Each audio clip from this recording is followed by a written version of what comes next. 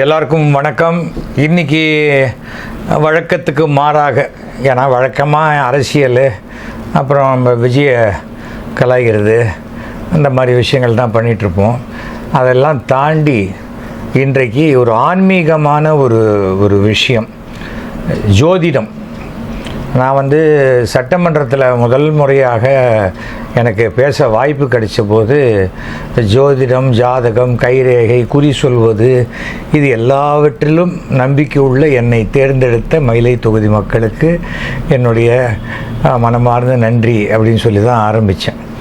எதற்காக இதை நான் சொல்கிறேன்னு சொன்னால், ரெண்டு விதமான மக்கள் இருக்கிறார்கள். ஒன்று எனக்கு இதிலெல்லாம் நம்பிக்கை இருக்குது அப்படின்னு சொல்கிறவங்க. இன்னும் சில பேர் அரசியலில், பொது வாழ்க்கையில் கொஞ்சம் பெரிய ஆட்களாக இருக்கிறவங்க, நான் இதெல்லாம் நம்புறதே இல்லை அப்படின்ட்டு ராத்திரி 11 மணிக்கு மேலே முக்காடு போட்டு நல்ல ஜோசியராக போய் பார்த்து அவங்கக்கிட்ட பலன் கேட்குறது, இதெல்லாம் பண்ணுறவங்க இருக்காங்க. இல்லைன்னா ஜோசியரை அவருக்கு மருவெல்லாம் வச்சு அவரை ரகசியமாக வீட்டுக்கு வரவழைச்சு அவர்கிட்ட பார்க்குறது, இதெல்லாம் இருக்குது. எனக்கு அதில் ஒன்றுமே, நான் 100% கடவுள் நம்பிக்கை மிகுந்தவன். எனக்கு அதில் எந்த விதமான மாற்று கருத்தும் கிடையாது. அதுக்காக கடவுள் நம்பிக்கை ஒருத்தருக்கு இல்லைன்னா அவரோட நான் விரோதியெல்லாம் பார்க்க மாட்டேன். ஒருத்தர் வெஜிடேரியன், ஒருத்தர் நான் வெஜிடேரியன் இல்லையா? அப்படி தான்.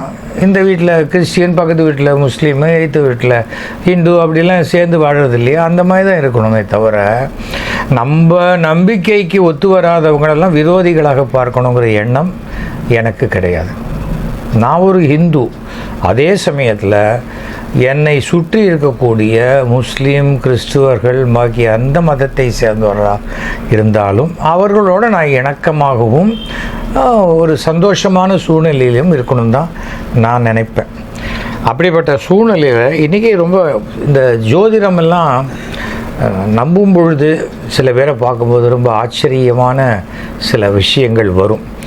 எனக்கு வாழ்க்கையில் எனக்கு கடைசி வரைக்கும் என்னுடைய நண்பர் நெல்லை கே. வசந்தன் இருக்கிற வரைக்கும் ஆச்சரியத்தை கொடுத்துக்கிட்டே இருந்தார்.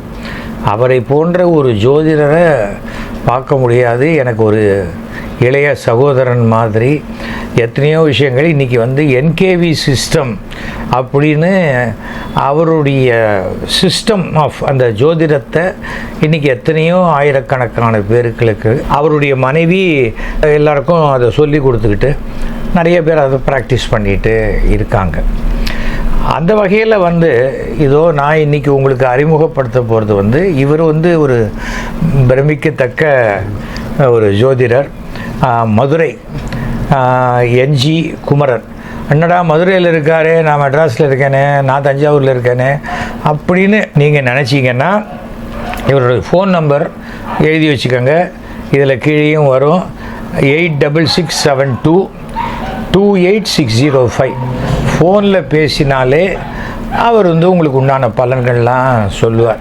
நான் இவரை பற்றின ஒரு ஸ்பெஷாலிட்டி என்னென்னா, இவர் நெல்லை கே. வசந்தன், நம்ம நெல்லை வசந்தனுடைய அவருடைய ஸ்கூலில் அவரோடைய 2015 வருஷத்துலேருந்து தொடர்ந்து ஒரு 10 வருஷம் வரைக்கும், அவருடைய 8 வருஷம் வரைக்கும் ட்ராவல் பண்ணி, அதை தாண்டி இவர் அந்த பிரசன்னம், பெயரியல், நமக்கு என்ன பேர் வச்சுருக்கு, இல்லை என்ன பேர் வச்சா பெட்டராக இருக்கும், இல்லை எந்த பேர் உங்களுக்கு சூட்டாகி, இப்போ சமீபத்தில் இப்போ யாரையா பார்த்தீங்களா, முருகனை பார்த்தீங்களா, குமரனை பார்த்தீங்களா அப்படிங்கும்போது பார்த்தா இப்போ தான் சார் பார்த்துட்டு வர்றேன் அப்படிம்பாங்க. வாசலில் கரிகாக்காரனோட சண்டை போட்டேன், கடைசியில் பார்த்தா அந்த ஆள் பேர் குமரன் அப்படிம்பாங்க. அந்த மாதிரி.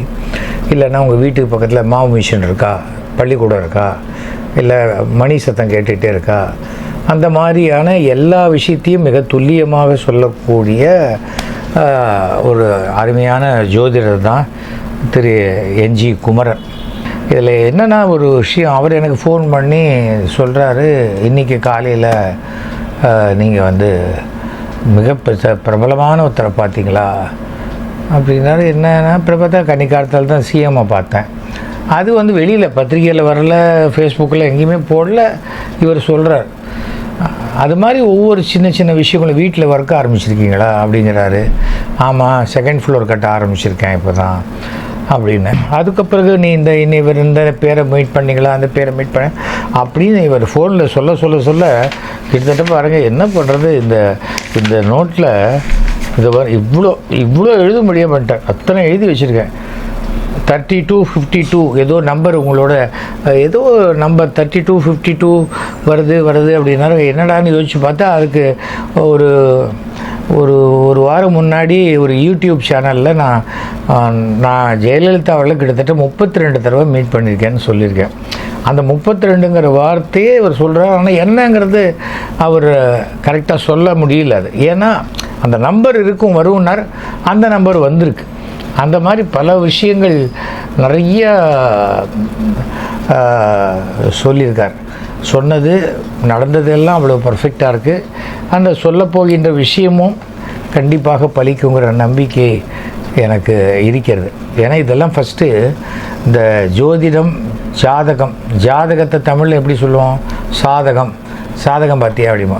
அதாவது நமக்கு சாதகமான விஷயங்களை நாம் எடுத்துக்கொள்ளக்கூடிய ஒரு அம்சம்தான் அந்த ஜாதகத்தை பார்த்து சொல்கிறது.